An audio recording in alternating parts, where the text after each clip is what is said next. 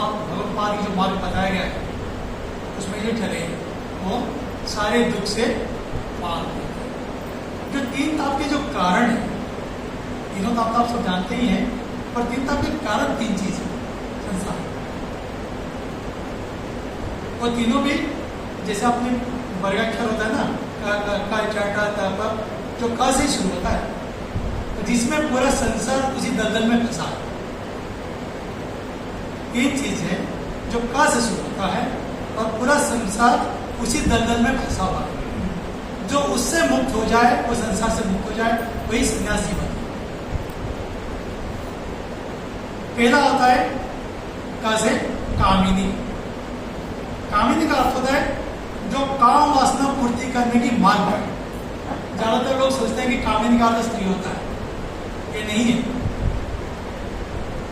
जो काम की जो वासना है मन में, सुख भोग की इच्छा है, उसी को वो पहला दलदल है। पहला दलदल क्या हो गया? संसार में सुख की इच्छा।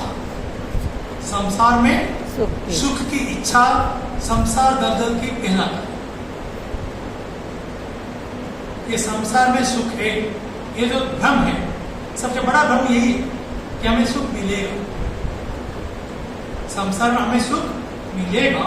ये सबसे बड़ा भ्रम है, जिसी दलदल में हम पहले फंसते हैं। फंसने का पहला कारण यही होता है दलदल, और सारे दुख का कारण यही सुख की इच्छा है। देखिए, भगवान का स्वरूप है सच्चिदानंद स्वरूप, सत चित आनंद। उसके बिना रह गया संसार, तो सत का विपरीत क्या हो गया? मिथ्या। तो संसार का स्वरूप हो गया मिथ्या। ये भी हम समझते हैं, कहते हैं, मानते संसार तो झूठा है, पर आगे नहीं बढ़ते हैं।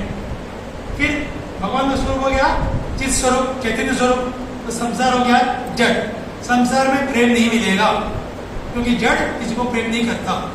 प्रेम तो चेतन से होता है, पर हम जड़ से प्रेम को आशा रखते हैं, इसलिए फंसते हैं।